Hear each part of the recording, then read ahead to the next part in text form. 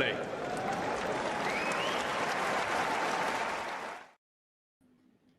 Well, here we are once again. Just before Damien and I have a quick look back on the Davis Cup for one last time, I'm just going to play 30 seconds of stuff. To the Davis Cup. Actually, let's just rewind on that, just so you get a bit of a vibe, ladies and gentlemen. I think we've only got one viewer right now anyway, but let's go for this. Let's see how it goes. Ready? Here we go. Play.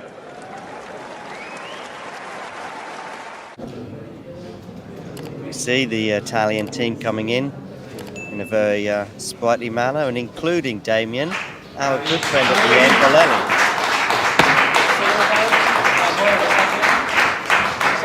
Sinner, munching on an apple.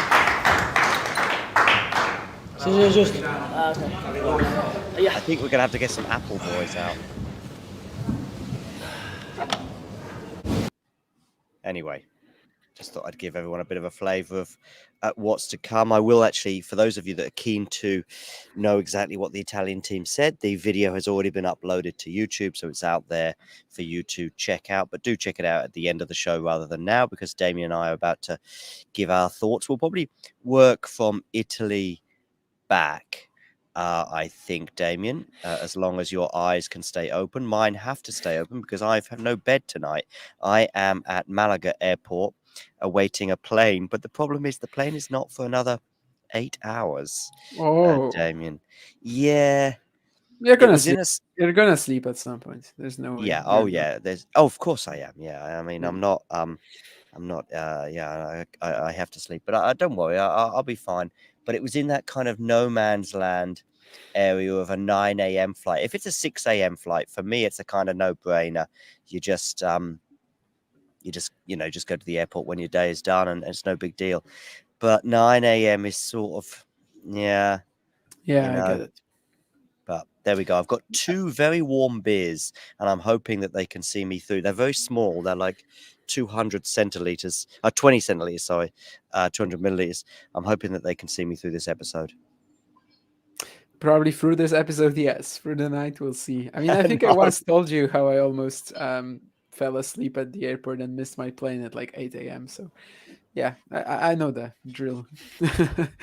To paraphrase our catchphrase. Yeah. So I said we'll start with Italy and work our way back. I mean, we began the tournament with a show about 5 or 6 days ago where we were just like, there's no clear favourite. Everyone could win. Maybe Finland was sort of the outsiders. They had a bit of a romantic run, but once they can get as far as the doubles, they've got half a chance, and they proved that against Canada. I remember looking at the Australian team just after they arrived and thought, this is a pretty consistent, decent bunch that really they can all interchange with each other, with the exception of probably Minaur, which is the standout player.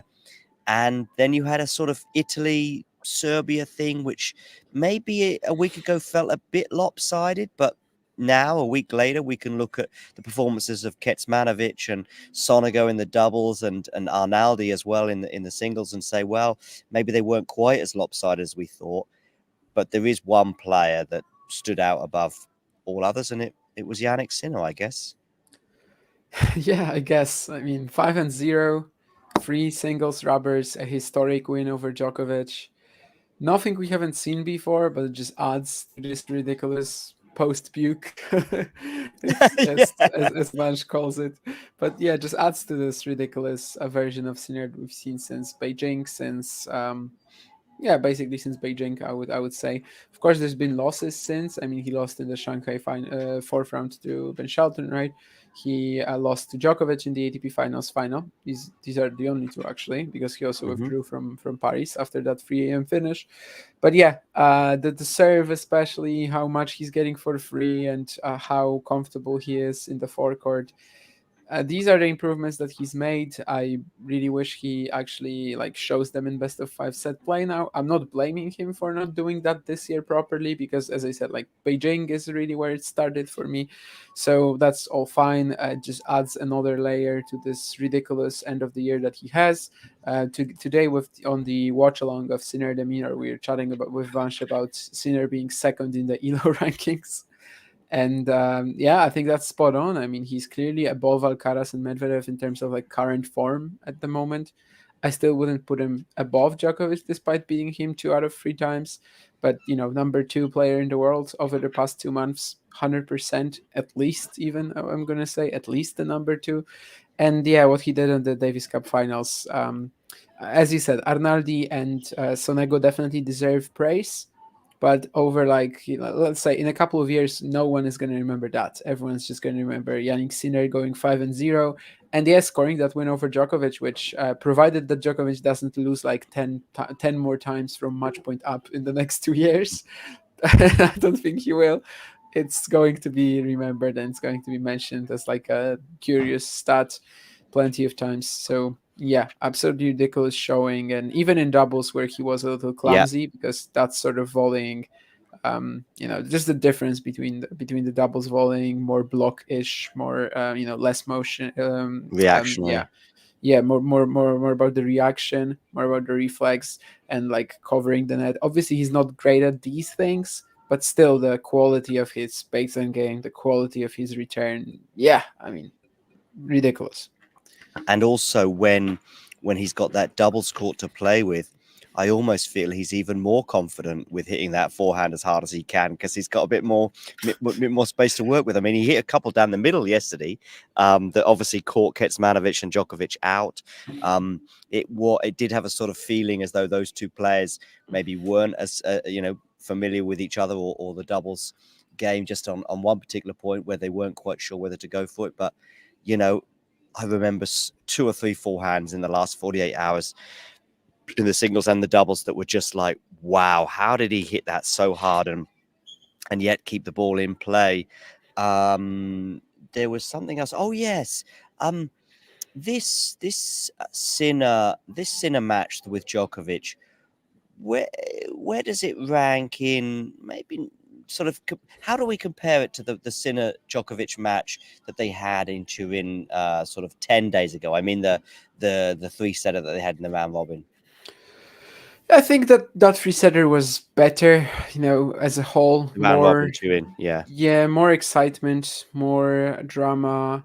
Well, maybe not drama in terms of, there were a lot of easy holds because it's Turin, but still, I think as a whole, the fact that the players were sort of peaking at the same time for the most part, Yeah. it definitely belongs up there as one of the best matches of the season.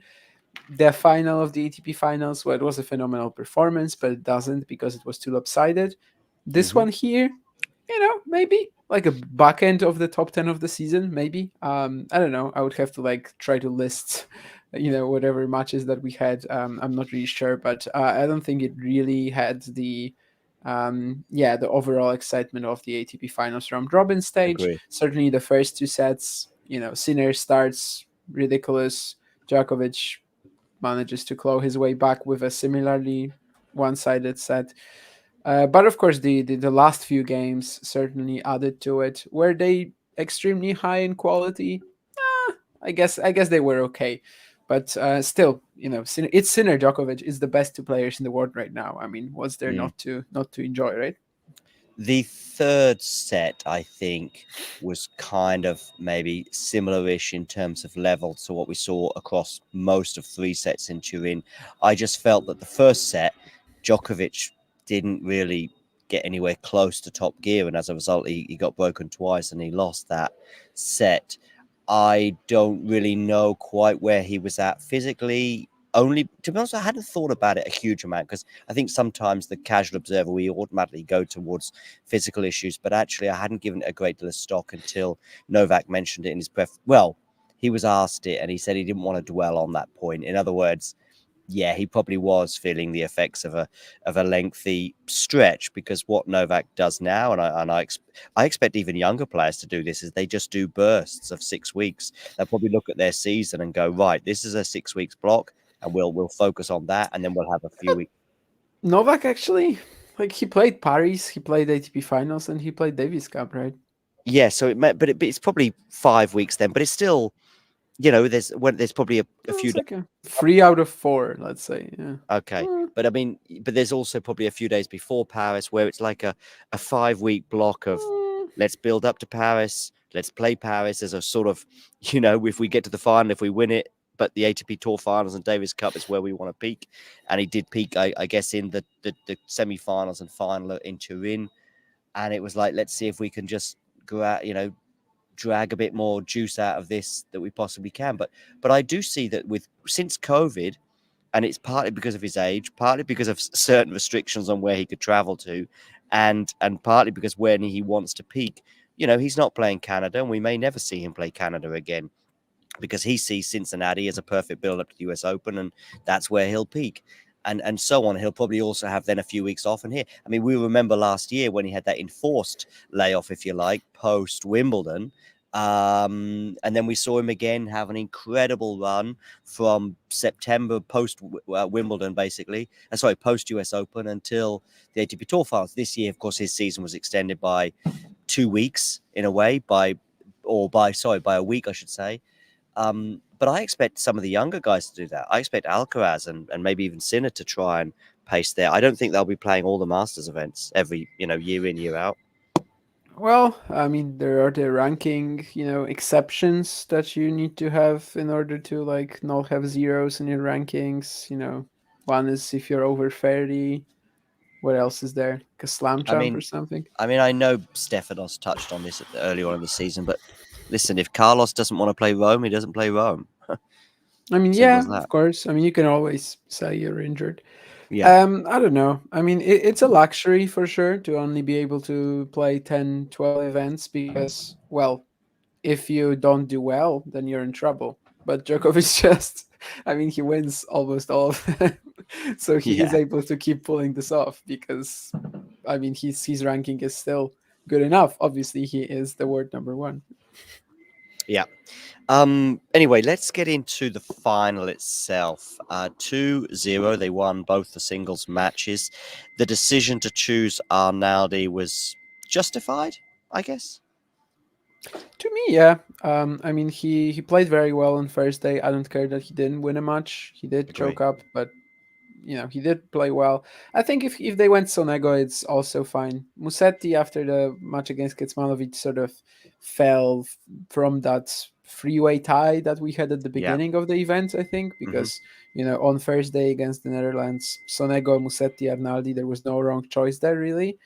And then of course Musetti kind of eliminated himself, and I of course in hindsight, I'm very glad that for Arnaldi that they chose him again because he was able to just overcome that previous loss and actually win a close match this time.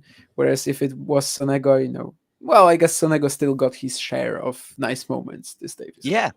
Yeah. I mean, I guess probably looking at the group, I mean, I know, there was one player, the doubles, Bolelli didn't play at all, but maybe Musetti was the one of the group that I was looking at thinking, well, I guess you played once and you lost, and here we are. He was sort of the Jordan Thompson of the Italian team, if you like. If there was Australian, yeah. But if Australia were going to go on Oh no, to sorry, win, never. Sorry, yeah. it's 1 a.m. It's 1 a.m. Sorry. Yeah, no worries.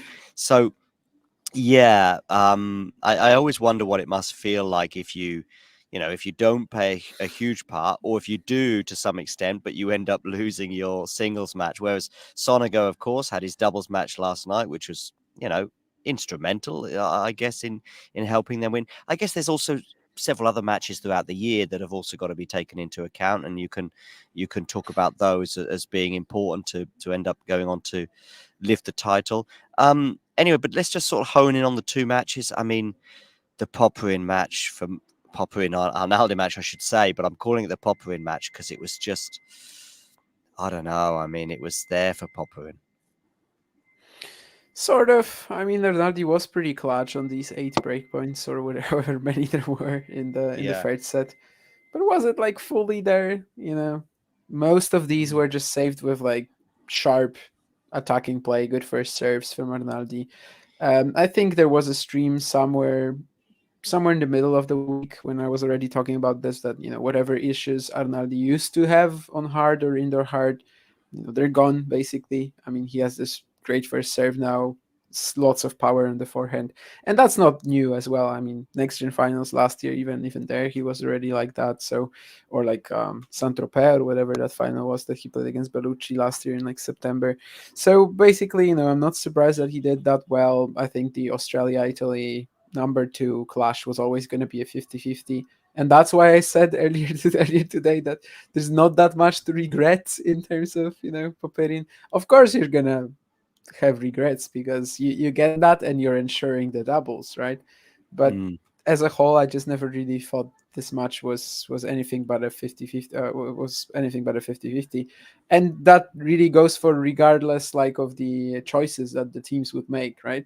You throw in Jordan Thompson there, you throw in Lorenzo Sonego, and this is still a 50-50. I Hmm. mean, Hmm. all of these combinations literally. So Didn't um Arnaldi and Popyrin play each other a few weeks ago, and Popyrin won yeah, 6-4 in the third? yeah, they've played each other like 3 times this year, and I think it's now 2-1 Arnaldi. 2-1 to Arnaldi, yeah. And I One think the of them most recent was in was one since China, in maybe. okay, China, yeah. The No, no, most I'm recent I'm I'm guessing, the, but the most yeah. recent one was 6-4, I think, to Popyrin in the third, and of course on No, this it's actually occasion. 6-4 to Arnaldi in Shanghai, and Ah, before okay. that they played Umag semi, yeah, of course. So Popyrin won on clay in Umag, yeah. Okay, so it's 2-1, but the most recent ones have both finished the same way, and that they were both 6-4 Yeah, to Arnaldi in the third. But yeah, I mean, today was a bit of a random one. But I still, I don't know. I felt, and maybe it's because also the way the two players spoke afterwards. One was obviously glum because they had 16 breakpoint opportunities and took three, and a lot of those, half of those breakpoint opportunities came in the final set. And I think they didn't take any of those. I don't think Popyrin took any of those breakpoint opportunities in the final set. He was never up a break, but it was there for him. Plus, he ran away with the second set in pretty blistering fashion, and the first set was anyone's. It really could have gone either way. I mean, I think Arnaldi broke first, and then Popyrin broke back, and then there may have been one or two more breaks. It was just carnage in a way, that first set, and it just ended up that Arnaldi sort of broke at the most opportune moment, takes the set. But yeah, that's how I saw the match anyway. That I did see it as being, I think he may have got a bit nervous, Popyrin. I think he started a bit nervously in the way he got broken early on, but also even just his first couple of points of the match, or his first point of the match, I remember was a bit wild. And then the final game of the entire match gets to 30 all on his serve, Popyrin, and he puts a forehand long, and then I think he's a bit timid as well on match point, yeah.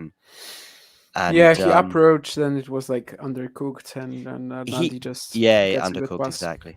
Yeah, but the 30 all point, he does Net cite the court, fact was it that took was it that the hit a net court? net Yeah. cord. He said it hit hit a frame or something from Arnaldi. I don't remember it sort of being a frame one. Maybe it wasn't the cleanest of strikes from Arnaldi, and it hit the net cord. But still, he should put that forehand away, and doesn't. And that was that.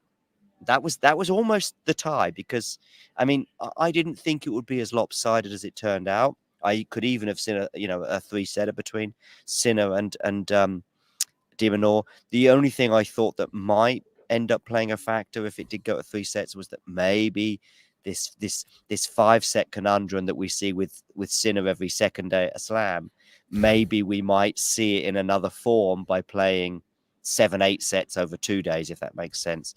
But in the end, it never even was close between Sinner and Musetti. Sorry, Sinner and Sinner and de Minaur. Yeah, I mean, I thought so too, that maybe the physical mental tiredness will come into play at some point. There was this, what was it, like 3-4 in the opener? Yeah, Minaur has a yeah, break point, yeah, and actually yeah, he never won a game after that, which is just yeah. brutal. because I know he's lost to Sinner many times, but this was the worst of them all. And yeah, this is a point where you're like, how is he gonna beat this guy again? Because all of the things that Sinner have been working towards, they actually also fit the Minaur matchup really well. I mean, if he's just able to close down the net, if he's able to keep serving very well, because like literally anytime Alex would have any semblance of a shot in a return game, it was just another big serve from Sinner. So how do you beat that guy if you're Alex de Minaur? And I still don't have an answer to that. I mean, you kind of gotta hope he's gonna have a very poor day at the office. Obviously didn't happen, and in a way that also makes the Sinner performance just maybe even more impressive, that he comes out today after yesterday and after such an emotional high, and he's just in business mode, and yeah, just never gives the Minaur any chance to compete, to do what he does best. It's funny you say that you don't really know how de Minaur can, win this match, if you like. It was basically the question I asked both him and Leighton Hewitt, and I still don't know what the plan. And that's not a criticism of Leighton or Alex. I think I saw Alex go to the net a bit more often. I don't know if there's a stat that backs that up, but it seemed to be the case. But that sort of seemed to work out okay because he was pretty adept at the net at the beginning of the match. But yeah, I'm still not quite sure what the plan was for Alex to try and beat Sinner. But maybe the best plan in the world still wasn't going to stop Jannik playing the way he has, since he vomited in that bin. Yeah, I have no clue what the plan was either. Obviously, Alex de Minaur is very good at the net, and like that's a part of his game that I think people often don't talk about.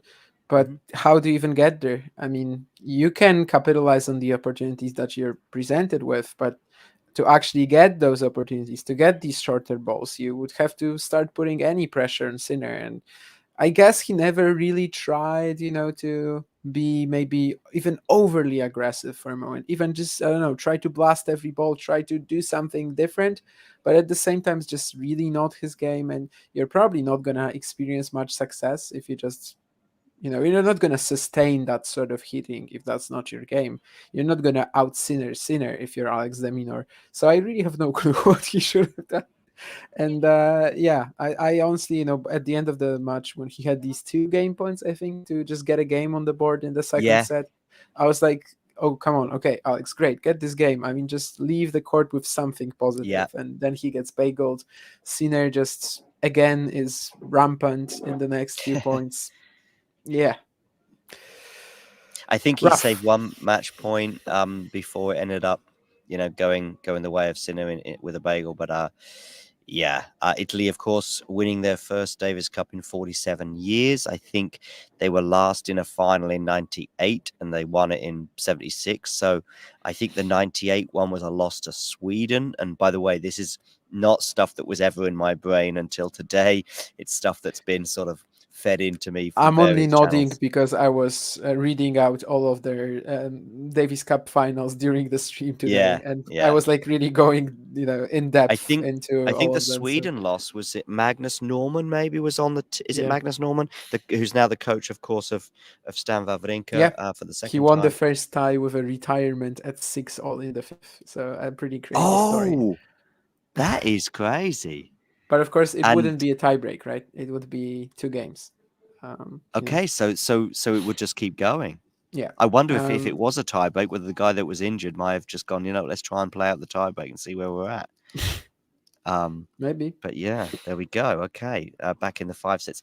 Leighton Hewitt, by the way, still yearns for the 5 sets. That's part of his because in the press conference afterwards, he was once again kind of bookending his week. In other words, at the beginning of his week, he was asked about the. I think I asked him actually about his thoughts on the Davis Cup, and then someone else asked him at the end of the week because actually it was a fair question because it was I was going to say largely successful. I think that's an understatement. I think it was a hugely successful week for the tournament. That the Davis Cup is alive and kicking, in that the stadium was near to full or full every day.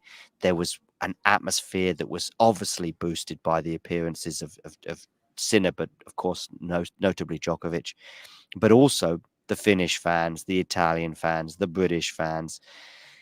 they all brought it, and I've said it a few times this week. I thought Malaga and the Davis Cup got a bit lucky in that Spain didn't qualify, but if you could choose 3 or 4 nations to actually be here to still give you some vibes, Finland and Britain would be among them.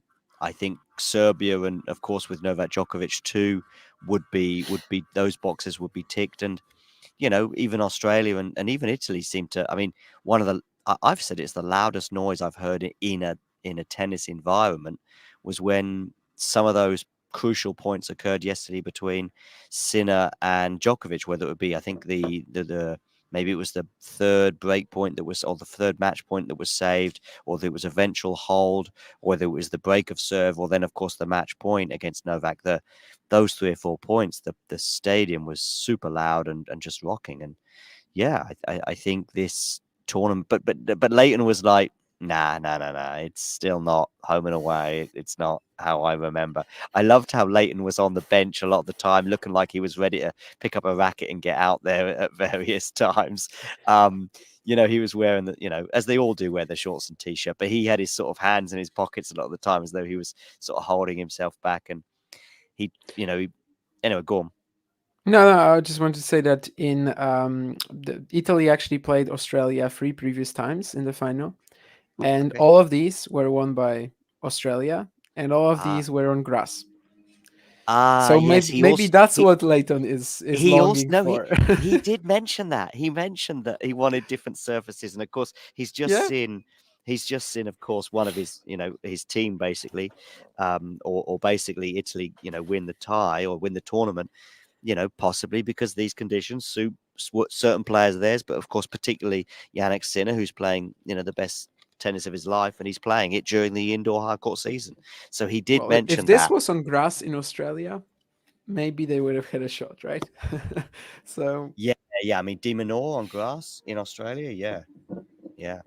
But I actually think, I'm sort of coming round to home and away ties all year long, and then we have this 8-team tournament. It's going to be in Malaga again next year. That was confirmed today, and I like that. The only thing is I'm a bit worried about being Spain centric. We've had the Billie Jean King Cup in Seville. That's going to be in Seville again next year. We're going to have this tournament again in Malaga again next year. I hope that everyone can sort of be okay with that, and then somewhere in 2 years from now, I'm also okay with it alternating. 1 year in Malaga and 1 year somewhere else that's super tennis orientated and kind of fits in terms of the calendar. Yeah, I mean, I it's guess gotta North be America. Europe. I mean, gotta be You Europe. If you if can't it's have it in after North the ATP America. finals, if it's Yeah, after the ATP finals, yeah, then we run into the same issues like the WTA finals and Beijing King yeah. Cup, right? Agree.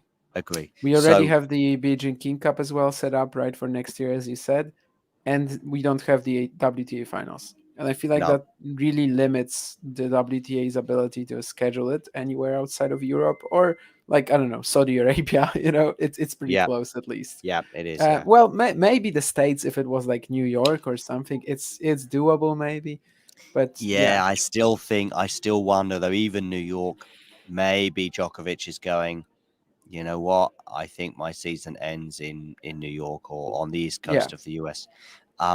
Whereas Turin, Seville, I mean, I saw a photographer did it by train, Hmm. albeit that it was probably a fairly lengthy day, Yeah. maybe day and a half. But flight wise, it's probably only a couple of hours.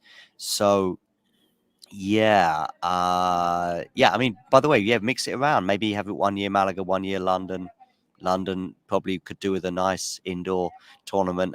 Having obviously lost out on the ATP Tour finals, and I do think that, of course, they need to make it lucrative, and I think London would be an obvious choice. I'll probably be upsetting some of our non-European viewers and making it Eurocentric, but as you say, you got to get it close. If the ATP Tour Finals was in North America or South America or Asia or Africa, and I'm more than happy to have the ATP Tour Finals in those places, then sure, but it's not. So that's where we're at. Australia. 2 years in a row now. Leighton Hewitt was actually, despite his grievances about the format and stuff, was a bit more upbeat than I expected in the press conference. Maybe he'd accepted defeat a few hours before. I think from the minute Popyrin loses that match, it's probably like okay, and he started to think about obviously potentially losing the match and or losing the tie. Sorry. Yeah, I guess he'll still be there in a year from now. He'll be desperate to lead us. I mean, I don't think in terms of his picks, he can look back with too much regret. Of course, if they'd gone out to the Czechs, then you might question the Jordan Thompson pick, but there was some sense to it. And in the end, they won that anyway. And I'm not sure really in terms of his picks. He got a lot wrong there afterwards.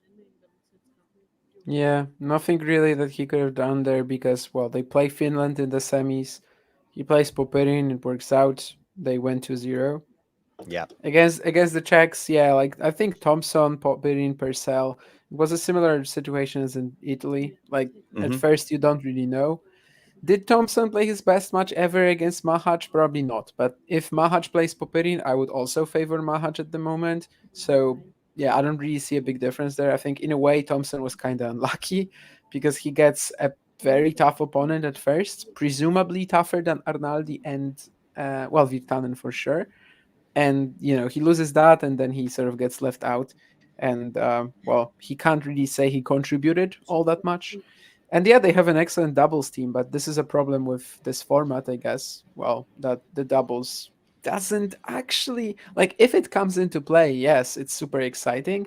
But actually having that doubles team, sometimes it's just not gonna matter whatsoever. Whereas in the previous Yeah. one, you always had the doubles. Maybe it didn't matter all that much because it was like 1 point out of potential three that you need to win. What was But what still, was at how least you did the always played doubles it. how did the, you mean how did the doubles become relevant? Did they play it as the first or the second match or Third. yeah, but so But it was best of okay. five. Okay, right, yeah, and Sean's saying the doubles should be second. Yeah, maybe. No, I like the Interesting. But then one of the singles doesn't get played yeah, often, and then and that I can't don't work. know. Like that for the crowd for TV, that's not gonna work. I So I think don't I don't think it's solvable in a best of three format. I think it's just how it is. I think it's just Yeah, how it is. I mean, you can have a singles and a doubles, and you're like, oh, well, that's a pity that's 2-0. I don't yeah. think it takes any way. It doesn't make it just because we have the doubles match first or second. We don't go, oh, well, at least we got to see the doubles. Because by the way, just imagine we had the doubles yesterday, and I don't know. Let's imagine Serbia. We don't get to see Sinner against Djokovic, or you have Sinner Djokovic first, or I It don't would know. have to be Sinner Djokovic first because no one would risk the number ones not playing. Now Right? it has to say like this in the best of three Yeah. format. Me, I think so. I wasn't bringing this up as that point. I was just saying that they have Ebden Purcell and of course they won once against the Czechs, but like it's a huge asset they a lot of the time won't be able to even use. And it was actually the Yeah. same in 2022, right? They lose the final 0-2, Yeah. the doubles team they can't even use. So in a way, for Australia, that previous format maybe for this particular team of Australia would be a little better. Ifs, buts, and maybes, of course, don't really matter. But let's play. Nothing Let's play the. really Let's play. matters. No, I know, but let's play the game anyway. If it goes to doubles, and so let's say Popyrin wins his match, and that, do Australia win the Davis Cup? They would be the favorites. Yeah, I actually still think Italy might have done it. If I think I said before, I think I said it last night, and I said it today as well. I said I know that some of the Italian journalists were like, if it's 1-1, we're done. And I was like, I don't know. Sinner was pretty impressive in the doubles last night.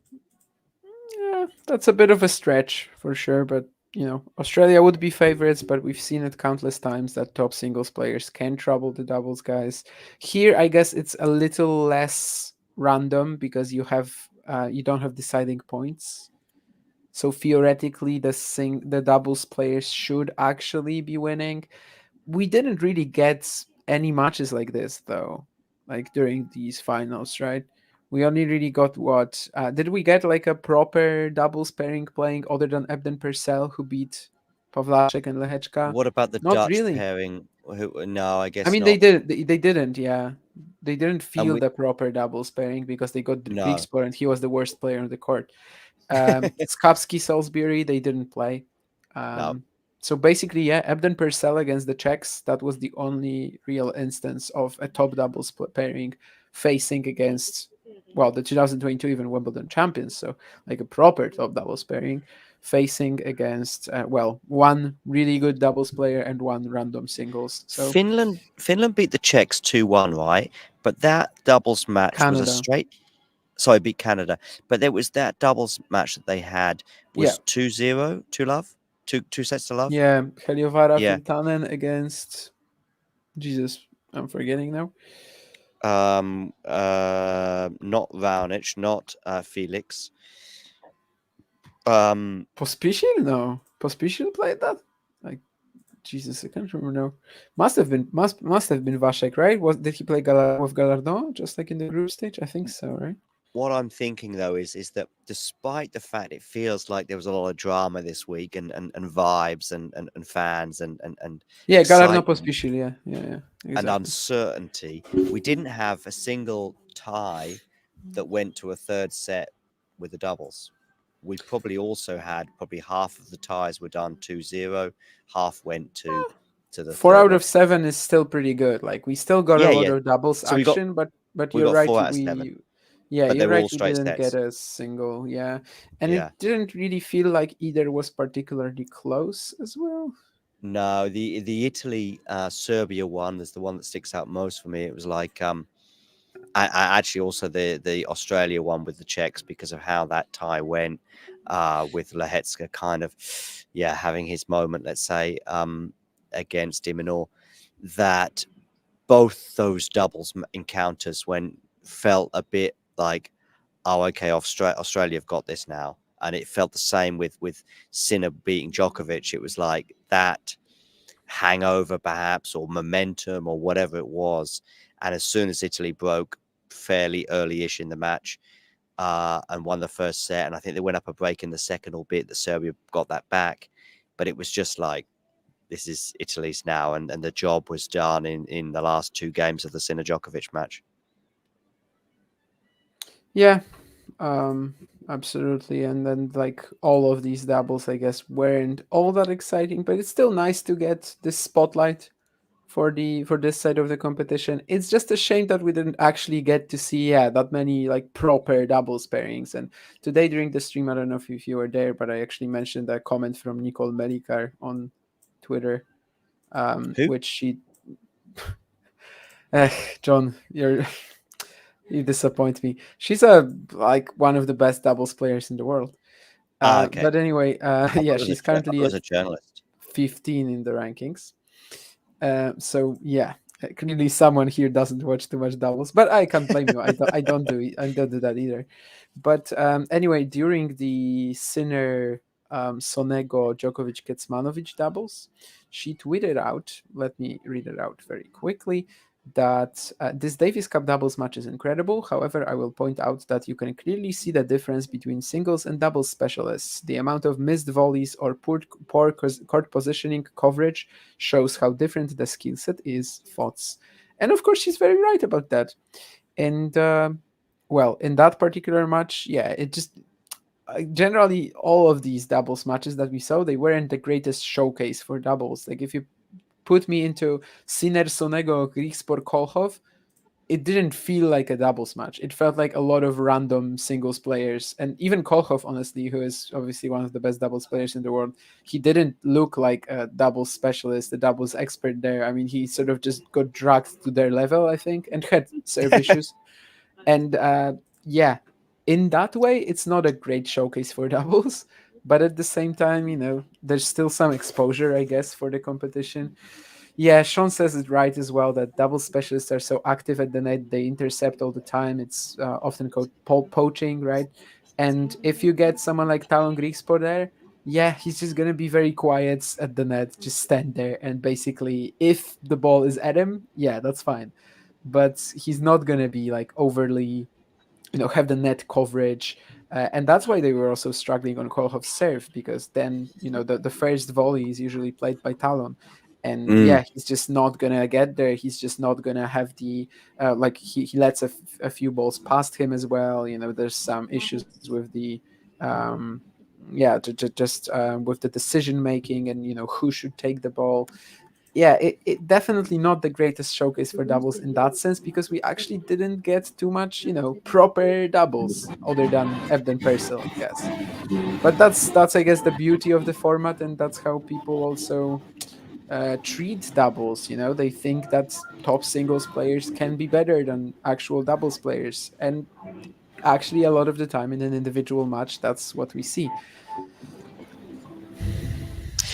Okay, I think we can go back to the semi-finalists who didn't make it. Of course, let's start maybe with Serbia and Djokovic, and 3 match points, and Serbia take one of those, and probably the Davis Cup champions, right? Yeah, Djokovic beats they would Minaur, have been the favorite. Yeah, Djokovic the Kecmanovic. Minor is like Sinner the Minor, more Yeah, or yeah. less. So although I think Alex took a set of him recently, but yeah, it probably wouldn't go that well for him in that one either. However, you've got Kecmanovic against Popyrin. You know, Yeah, Kecmanovic, given his heroics so far, probably the favorite, but still not a given. and, And and, then and if you can get the Kecmanovic do it doubles, for a third time in 4 days? Sometimes I just feel with him that he sort of runs out at some point. But at least that's what I feel. But yeah, he is the favorite. He is if he plays yeah, like he has done the last 2 days. I mean, really, Serbia. Okay, I mean Djokovic obviously did his Cam Nori thing, but the guy who put Serbia in a incredible position against Britain and put them in a good position against Italy was Kecmanovic. yeah, Kecmanovic definitely deserves a lot of praise there. Kecmanovic beating Draper is a bigger achievement, whichever way you look at it, than Djokovic beating Cam Nori. That's true, but I, I had my issues with like calling Draper like definitely he's gonna beat Kecmanovic, but No, yeah, no, I it was would still agree with 60-40. that. It was for Yeah, me. It was sure, 60-40 for sure. Jack Draper, and Kecmanovic played at his peak, and Jack Draper was just slightly off it. But actually, I still think Jack Draper beats most people at this tournament Yeah, playing the way he I think did. Jack was fine. Like Yeah, that was the level that he's had in the past 3 or 4 weeks. Nothing yeah, really wrong about him. Kecmanovic, yeah, that was very reminiscent of his peak from the spring of 2022. Some points even in the Musetti match as well. They're just playing this zero unforced errors, but still aggressive, which obviously is a thing that he struggles with. Like, he can be just very bland on the court and just stand there and hit balls essentially, and that's not what he was doing in these 2 matches. So yeah, I mean, inspired performance like the ones that we sort of expect from Davis Cup, and good for him. Obviously, he did his job on Saturday.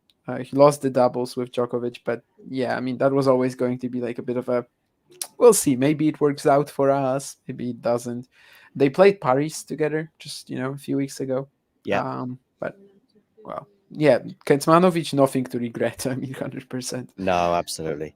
And maybe they may even pair up again in Paris again in 8 months from now, 9 months from now for the Olympics. I don't know what Djokovic's thoughts are on playing singles or doubles there, or well, obviously singles. He But played mixed, right, at the 2020 Olympics. did he? Yeah, he withdrew before the bronze Ah, medal match, yes. which Yeah, that was I still interesting. have How my he? issues with. Yeah, I still have Yeah, my yeah. issues with that, and But especially that as was that was going before to he played. be. Yeah. That was No, before no, he no, played no, no, no, Zverev, no, no, no, or no, no, after. no, no, no. After Okay, so he that was withdrew after he and played. then played Carreño Busta.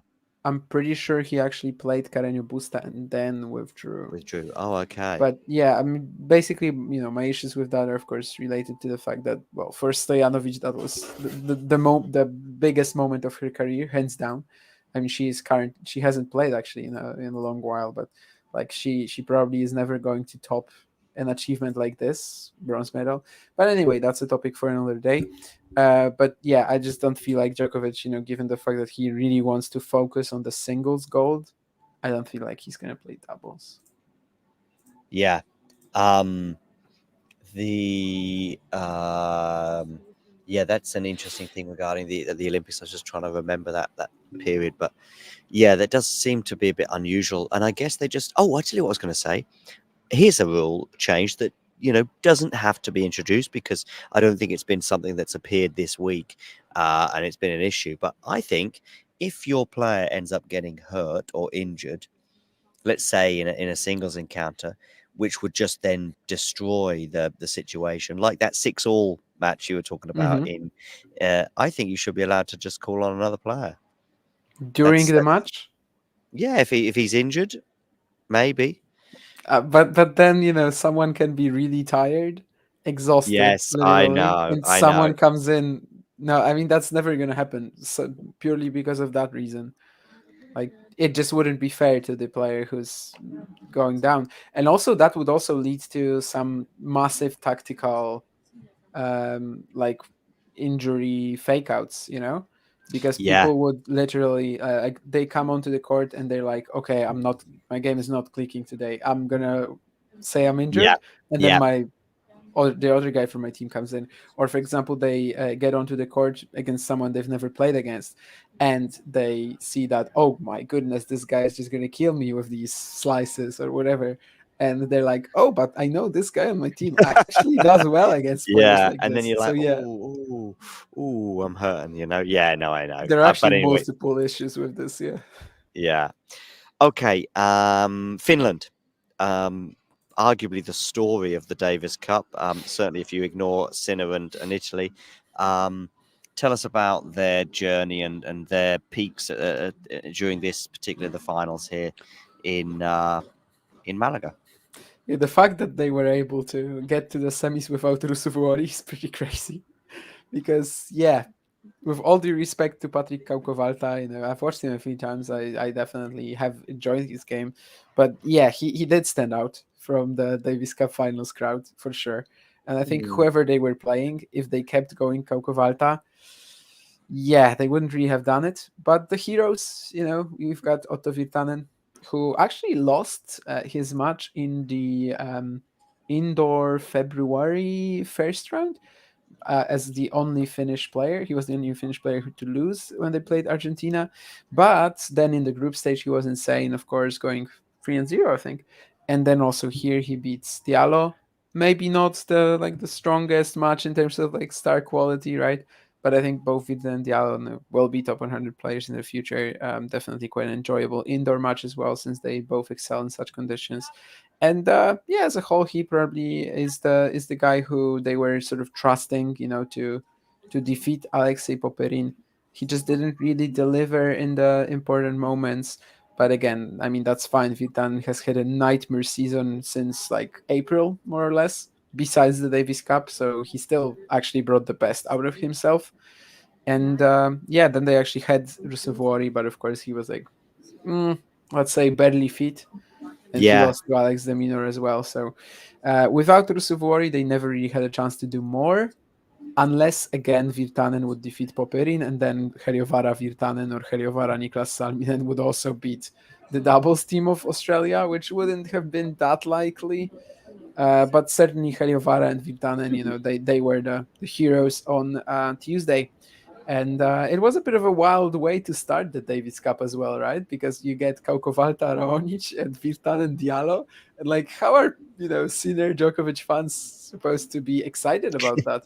But actually, I think the Cinderella story in it was, yeah, it actually grasped the attention of people, and especially when they won the doubles, which of course we're now seeing on the screen, yeah. Heriovara and Virtanen. So cool story, but there was no potential to go further without a healthy Rusuvuori.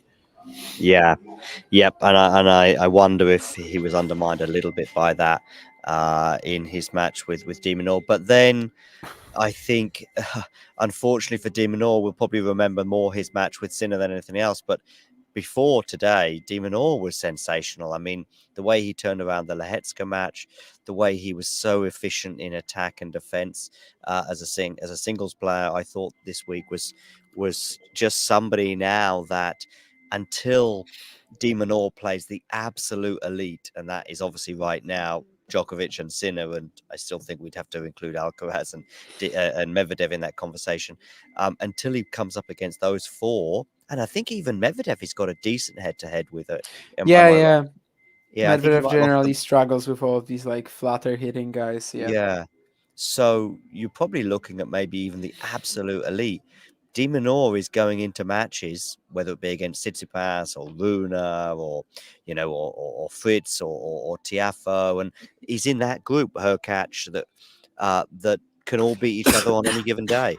And De Minaur is comfortably in That's a that group. very wide group, in my opinion. Like It is. that, It it is. starts from Tsitsipas and Rune, like mega Yeah. talents, and then it kind of Yeah. goes down to players who indeed are Like at the same level Khachanov. as Alex de Minaur. Yeah. Yeah. Like Uh, Khachanov maybe is the sort of absolute end of that group right now.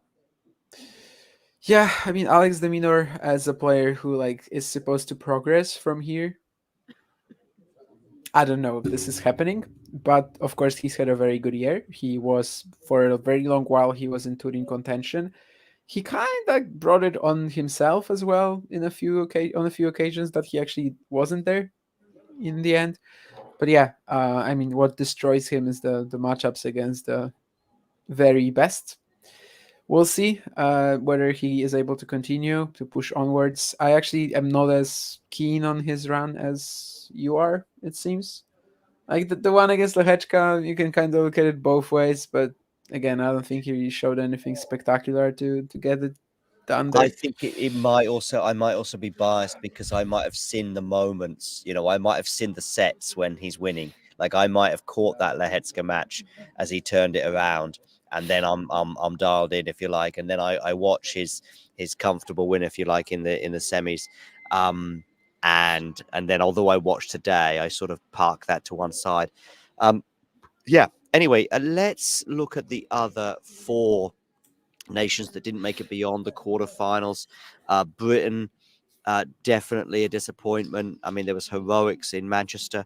I actually don't think the injuries to Murray and Dan Evans probably made much of a difference because you still need Jack Draper to beat Kecmanovic. Not really, because you might play Nori Evans, You might do, but I and don't think you Norrie's do. beating Kets. Norrie's not beating No, but Kecmanovic. Nori would have been number one anyway. Oh, right. Okay. So Evans. Yeah. Okay. Yeah, Yeah. Maybe. and But that I, might change something up, but it's not a major difference. yeah. I guess what we were talking about, even probably at the stream about the preview of Davis Cup. There's a lot of pressure on Jack Draper there, and it's not like Yeah. he's 10 times better than Kecmanovic, Lajovic, and Jair. He might be in a year. I mean, if Yeah. we are here in a year and Jack Draper has a full season, and we are sort of revisiting this, and we are then putting him against Kecmanovic, Lajovic, Jair, maybe it will turn out that actually we will think that okay, this is a He's very a lock. winnable. Yeah. He's got to do it, Yeah. but not. It's not a lock right now, and No. yeah, it's a shame, I guess, that they didn't like Australia. Sort of, they didn't get to show off with their huge asset of Skapski and Salisbury. But Yeah. again, that's the real sort of how this format works. I mean, you have to get to the doubles to show that power. Yeah. Definitely. What are the other quarterfinals? I guess the Czechs will be particularly disappointed with the way that panned out, with how close the Hetska was, obviously, to booking their place in the semis. And I was actually thinking with the Czechs, I was thinking about the Billie Jean King Cup and this, and the team events that I think that they are quite keen to excel in.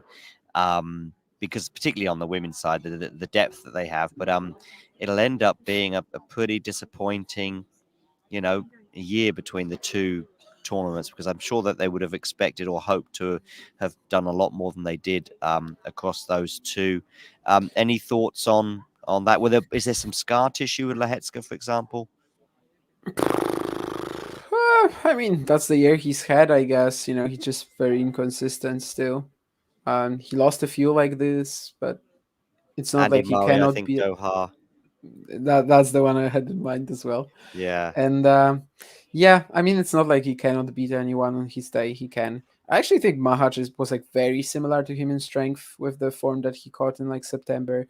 And as a whole, the WTA side, of course, yeah, they have a lot of depth. But actually, on the ATP side, for a while, there was like, I don't say no one, but after Berdig, they didn't really have a follow up. Vesely, of course, major issues throughout his career. Russell is basically done. Oh, thank you, Jane, for the $10. And basically, what I'm trying to say is that on the ATP side, I think this is still a great result for them. I think they weren't expecting to get out of groups. Definitely not.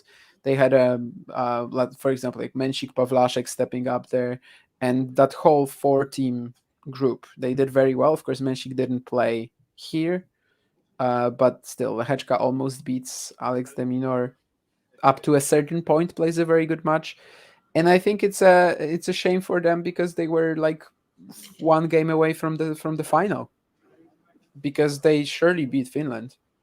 Yeah. I mean, yeah, I don't really see how they don't, especially with Emil being in such weird state. So yeah, especially Mahac, I feel like I wish we saw him more, because I think out of all the number 2 players, he was could have been an absolute world beater here, especially as Lehechka Mahac. It's super close at the moment. I'm honestly not sure who, like, playing strength, who is actually the number 1. So yeah, this could have been a big asset for the Czechs, and of course it was, because he did defeat Thompson. It's just they couldn't clinch any of the next 2. I was hoping for Lehechka and Pavlashek in the doubles as well to maybe push Ebden Purcell at least a little bit, but yeah, I have to admit that they were like playing on the back foot throughout the match, really, and yeah, it did show that. Well, Lehechka, of course, is like randomly there really in doubles, and Pavlashek, while he has improved a lot and will be a main tour player, I think, for years. He kind of started playing doubles like 18 months ago, maybe, as a full-time thing, and he's already like 60 or something in the world, but still, he's not quite at the Ebden Purcell level, and I think both these things showed. And I think yeah. I think it wouldn't have made any difference anyway, really. But I felt glum for the Czechs going into the doubles match against Australia. But maybe that was just me. It was like, okay, that's the opportunity gone, and then it sort of carried over. Maybe just a little bit like I felt for the Serbians against Italy, but it was probably just the case of you're playing against a very capable doubles pairing with Australia. And by Oh, the way, just to cool. prove that I'm not just talking out of my ass when I'm mentioning Mahac and Lehechka. So I know they aren't perfect, but I just looked at the ELO rankings, and Mahac is 37th, Lehechka is 41st. Who did Italy beat in the quarterfinals? I'm trying to think now. I should Italy know. beats the Netherlands. Yeah, and I think the Netherlands was a shout from you amongst 7 Yeah. possible winners. With Finland 8, I guess they were the outsiders, but of course they beat Canada. So, but they were sort of there was no dark horse. You can't have a dark horse in a group of a stunning, arrival with Finland and 7 possible winners. There's no dark horse, but they were sort of a team that you sort of fancied. Oh yeah, for sure. And I mean, they did deliver on the promise, sort of. But part of why I did was the doubles, which was supposed to be their strength, and it wasn't. I mean, I already said that on the stream that we did with Carlos, that, I hear that they were actually afraid of putting in both Kolhov and Roger because of the deuce side, the fact that they both play on the deuce side. But, I mean, is it that tough to switch, especially given they already played for half a year in 2021 together? Like, they played regular tour events for half a year. Also, you have Matt van Middelkoop in the background. He can also step in. He's still like top 50 in the doubles. He could easily play with Kolhov or with Roger if that works out better. I just feel like Kolhov Grigspor, it was an idea that definitely didn't pan out. And it did take a lot out of the Netherlands, the power of their team, because doubles was supposed to be like the main asset, along with the fact that Botic is in much better form, and Grigspor, I mean, he can beat pretty much anyone indoors. But doubles was supposed to be like the cherry on top, and it definitely wasn't. And again, I cannot even blame Talon Grigspor for it, for how he looked in the doubles, because it's just not his thing. I mean, he played just as well as a singles player thrown onto the doubles court can. And with the weaker serve of Kolhov, he just wasn't able to cover for it at the net, and it kind of works both ways. Of course, he had a tougher time as well because Kolhov wasn't serving that well. So yeah, the doubles eventually actually ended up leading to their demise, because if you told me before the event that it's going into the doubles, Italy Netherlands, advantage Netherlands, but yeah, they didn't end up fielding the doubles specialist team that I was hoping for, regardless if it was going to be Kolhov, Roger, on Middlekop and etc. But no. We talk about records and runs, and of course, Djokovic's various runs and records in the last week or two have come to an end, whether it be his winning run that was obviously stopped by Jannik, and then there was another run, and I think in terms of winning singles matches at Davis Cups and not having lost a match, having had match points and so on and so forth. But of course, we now have a new run that we need to recognize, which is Botic hasn't lost a match since he appeared on Talking Tennis. So that is good, and I'm sure Botic won't want to come on Talking Tennis again until he loses. So that might be another couple of months away if he wins the Australian Open.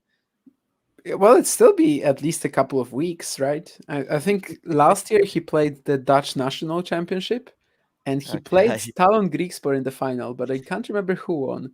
But it You- was like middle of December, so okay. at least until that, maybe And Botic won't play it this year. does it count for head to head In terms of what? in terms of like the ATP webpage? Does it count for head to head No, if no, no, Botic no. and Of there course we not. go then. So even if he loses that, then it doesn't really count. And if he No, does win it, we'll add it. national It's a championships win-win. are not, yeah, national championships are not counted by the ATP in any way, and of course they're not hosted by the ATP, so that's Right. kind of obvious. But yeah, Yeah. I also don't count them really towards the head-to-head. But it was nice to mention that because they played then a month later at the Australian Open, so at the time And it was of course a pretty big story. And the result of the Australian Open was different to the Netherlands Championship. If I remembered that, I I would know which the Okay. what the result was at the national championship, because I know what the result was at the Australian Open, and Talon like raced through the match 6-4, 6-4, 6-4. But I think it might have been Botic actually at the Dutch national championship. Not that it really matters, but they also have one of the best national championships in the world, I guess. Botic went to Zandschulp last year. Let me tell you very quickly. Yes, indeed, he did beat Talon Griekspoor in the final of the Dutch national championships last year, 18th All of right. December. So if they play again this year, then you probably have like 20 days of that streak left. Well, You may unless he wins the title, of course. You may have seen me curiously looking left and right, wondering where I am. Well, I know exactly where I am. I was just wondering if I had a battery charger nearby, but I don't, or at least a plug anyway nearby, but I don't see one immediately. And that means I have about 7 minutes of battery left, but I think it's enough because I just want to finish this stream. Was there a quarterfinalist who lost who we didn't mention? We mentioned Britain, we mentioned the Czechs, we mentioned Netherlands. Oh, Oh, I think Canada. we. Oh, Canada. Canada. Yeah, yeah. We haven't I done mean, Canada. just yeah, Felix, and that was it really, I guess. And Diallo surprise defeat, I guess, or disappointing loss. Maybe not surprise, but yeah. Yeah, quite coin flip. But yeah, I mean, Canada, obviously, if they had Raonic playing well, which I still don't know if he was, because Kaukovata just wasn't at that Right, level. yeah. And I have no I idea think how Ranish those. lost 3 points on serve Oh, I didn't even know. in the whole But like, match. yeah, Yeah, I the think. physical shape of Raonic, I still don't know what it was. But if it was okay, then he could have been like the major ace for Canada, right? I mean, Yeah, imagine having at number two Milos Frigin Raonic, right? yeah. But of course, we don't even know if he was in good shape or not. Yeah, Anyway, absolutely no clue.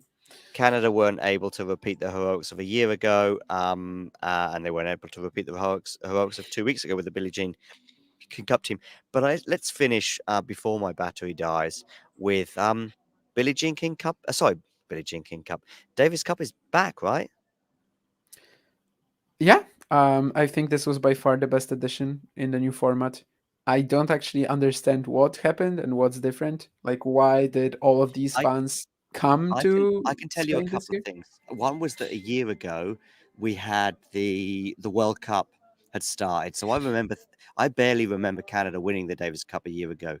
But the football World Cup was on, and I think everyone's minds. I remember the ATP Tour finals. Basically, the last match was on the same day as the first match of the football World Cup. But I think the football World Cup match finished at a certain time, and I think they even moved some of the matches in Turin, the start time, to avoid the soccer World Cup and so on and so forth. So I think that was part of it. And then we just had a couple of nations this year in the finals, such as Britain and Finland and Djokovic and Sinner, and boom, you've got a completely different situation going on. I don't know. I mean, we've had Nadal playing this event, right, in the past. 2019, and that was Yeah. probably the last year it was.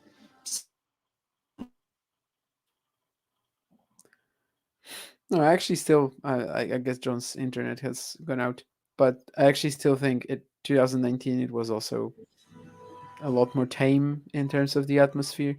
So yeah, but the World Cup is an interesting call. Yeah, I think that's it. Listen, my battery's about to die, so I'm gonna bring this show to a close. Thanks, Damien, and everyone else for joining in.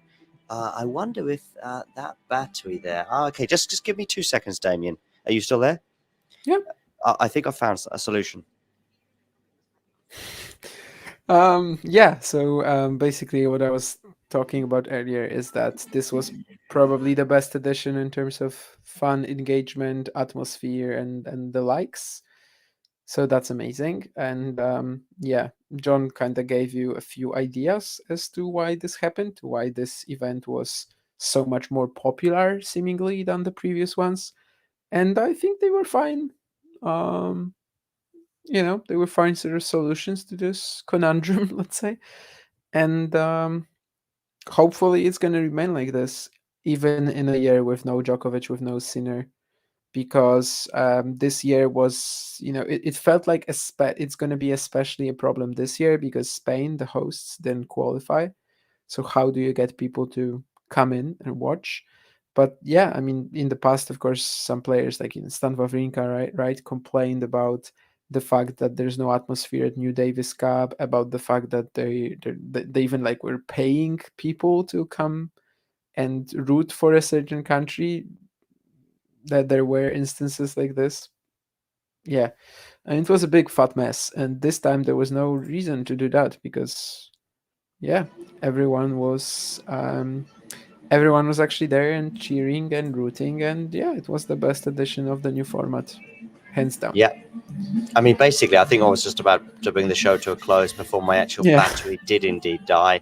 But yeah, I just think that that combination of the nations that were here and the fact that, let's say, the Soccer World Cup, I think, did overshadow, I think, a lot of things this time last year. And yeah, and Finland, as Jane highlights in the chat there, and I think Britain have to play their part. Even if Novak Djokovic was annoyed with a small section of the British fans on Thursday, I think they played their part too. And I saw 1 or 2 British fans tweeting and sending messages and saying things like, "Oh, we're so ashamed of that," the drummers and stuff. And I'm like, listen, nobody holds that. Nobody says that 5 people banging drums are representative of 5,000 people, and if they do, then they're equally silly. So they also did their part, and yeah, that's it really. I think unless you've got any final thoughts on anything we've discussed, Damien. Poland for Davis Cup Finals 2025. Oh, to host or to win to it? play.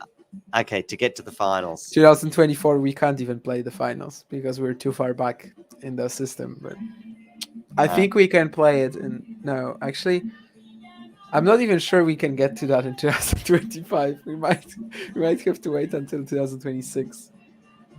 I knew there was a reason why I wanted to return to the stream and do something. One was obviously to hear your bold Polish prediction, but the other one was because I'm going to play us out with the Italian section, the English speaking section of the Italy winning press conference. So you and I, Damien, are going to just disappear basically, and we'll see each other very soon, or we'll see you very soon. I think we're going to do a stream tomorrow at some point, I hope, for the next gen finals. and I'm not sure if it'll be me or Anastasia, but one of us will be firing questions your way as we look towards that tournament. And then we'll have about a month of doing stuff, but not much to do with exactly tennis matches, of course, because there won't be a lot going on apart from exhibitions. And then it'll be end of December, United Cup and the Australian Open. But there'll be about a month of next gen, of course, for the next few days. But we'll do a show tomorrow looking ahead to that, and then we'll also do a few other shows looking back on the year on both the ATP and WTA tours. But Damien and I are going to disappear into the background, and we'll let the Italians see us out. So I'll speak to you soon, Damien. Cheers.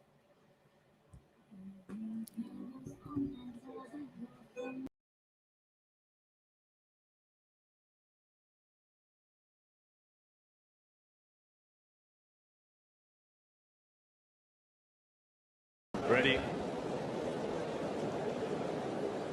Play.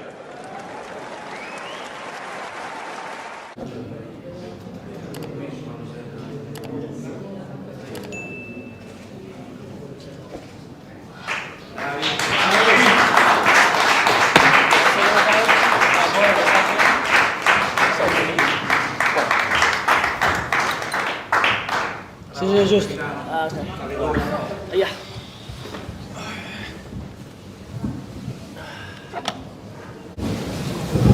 Welcome everyone, welcome to the Davis Cup Champions of 2023.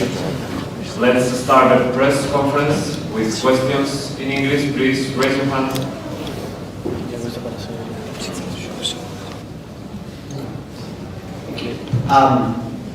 Wow. Filippo, firstly, I said to you, good luck.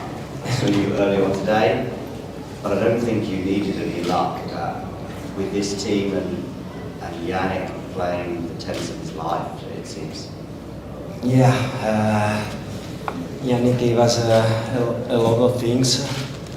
We don't have enough time to explain how many things he gave us, but all the guys here and the guys that are not here right now gave us a lot of things. That's why we managed. That's why we really won this trophy. We had, I always say we had a lot of emergency, but being close, play as a family. Yeah, we overtake of these kind of things, and we did it. Jannik, many congratulations. Well played. You're playing at a level of tennis which is quite extraordinary at the moment. I wondered how much of that is down to your Australian coach. Can you talk about him and what he's done for you? No, I think he was really important for me, for my how I also grow as a player, because I feel like he gave me a lot of confidence in one way. Obviously, he gave something new to the team. Mostly, I think the combination with him and with Simone and with all the team is really nice, and I think this is one of my key. I think every team has its own kind of stability. I have mine, and I think we have worked really well. Obviously, I love to play indoors. The last tournaments of the year usually are always indoors, and this helped me now. And I think I felt quite good today. Not only today, but in the last month, and this is a really important win for me, and I think for the whole team and Italy together. We felt the pressure. We had a lot of responsibility, but still we managed. We stand up for it. We were excited, and obviously everyone is really happy about the end result. Hi, Jannik. Well done. We've seen other players in the past, and especially Novak in 2010, say that managing to win this title with their country kind of really push them forward in their career and help them achieve other big goals. Do you feel like this could do that for you next year and in the years to come? Let's see. I mean, this is this is something different, something really special, because you don't play for yourself, but you play for the whole team. I think every one of us, we were really excited to be part of this. I have to thank all the team to come through in Bologna, where I was not able to play there. They had some very tough and difficult time there. They stand up for this, and I came here with confidence, you know, and throughout the whole month I played, coming from Turin. I gave 100% all what I had, and I think the whole team, they pushed everyone of each other, and this is maybe our key why we are standing here with this trophy.